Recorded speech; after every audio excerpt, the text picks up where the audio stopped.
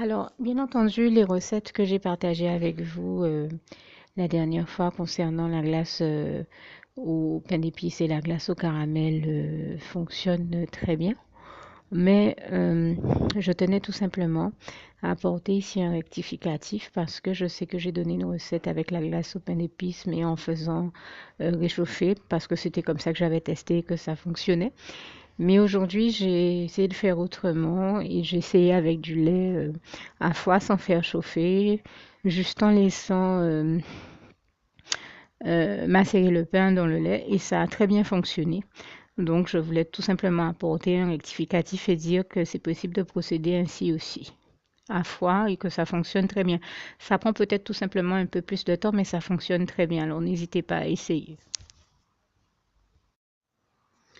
Alors, pour toutes celles et ceux qui ne l'auraient jamais encore fait auparavant, je partage avec vous ici la prière par le biais de laquelle le Seigneur Jésus m'a sauvé la vie et vous invite tout simplement à lui ouvrir vos cœurs, à être sincère avec lui dans ce que l'on va dire ici, puisque si Dieu me met à cœur de partager avec vous cette prière, tout comme il le fait toujours avec chacun de nous, c'est tout simplement parce que Dieu nous a sauvé la vie, m'a sauvé la vie et nous a sauvé la vie à tous, hein, tous ceux qui partageons avec les autres cette prière, et que nous l'avons vu nous faire tellement de bien, nous donner tellement d'amour, nous combler de bonheur dans les bras d'amour de Jésus, et bien que nous souhaitons au maximum de personnes d'aller aussi au paradis et de connaître le bonheur des bras d'amour de Jésus ainsi que d'être sauvés par lui.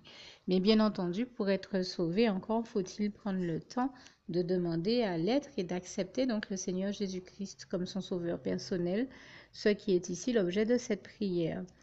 Alors, n'oubliez pas à cet effet qu'il est notamment écrit en Acte 4, verset 12, que Dieu, dans sa grande sagesse, dans sa sagesse infinie, a choisi le Seigneur Jésus-Christ, qu'il l'a mandaté, qu'il a délégué pour être le seul sauveur de toute l'humanité et qu'il n'y a aucun autre nom que celui du Seigneur Jésus-Christ qui nous ait été donné, qui ait été donné à toute l'humanité pour être sauvé. Voilà pourquoi nous avons la certitude qu'en acceptant le Seigneur Jésus comme notre sauveur personnel, nous faisons définitivement le bon choix, d'autant qu'il est également écrit en Jean 14, verset 6, Jésus-Christ est le chemin, la vérité et la vie. Nul ne va au Père Dieu sans passer par le Fils Jésus-Christ.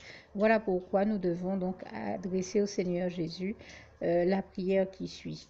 Donc Seigneur Jésus-Christ, n'hésitez pas donc à dire cette prière à haute voix en vous mettant bien entendu dans un lieu où vous savez que vous pouvez prier en toute sérénité.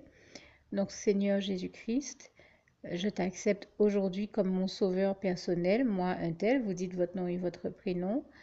Et je te demande aussi, Seigneur, euh, vraiment de continuer à veiller sur moi et sur ma vie.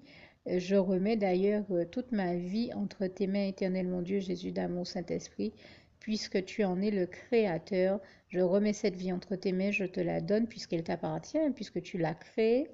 Et je te demande de me conduire à toutes les victoires et réussites que tu as prévues pour ma vie.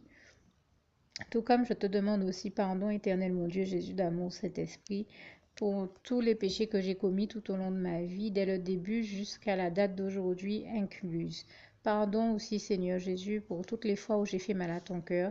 Et surtout, merci, Seigneur Jésus, quand le bon moment sera venu pour ça, de revenir me chercher pour m'amener avec toi dans tes bras d'amour au paradis où je veux demeurer et continuer à te servir et à t'appartenir pour l'éternité en éternité. Et c'est au nom puissant du Seigneur Jésus-Christ que j'ai fait cette prière. Soyez bénis, vous tous qui avez fait cette prière, que Dieu vous garde et vous bénisse tous. Et surtout, n'oubliez pas de partager cette prière avec le maximum de personnes autour de vous, tous vos contacts, famille, amis et bien-aimés, et que Dieu vous en bénisse. À bientôt.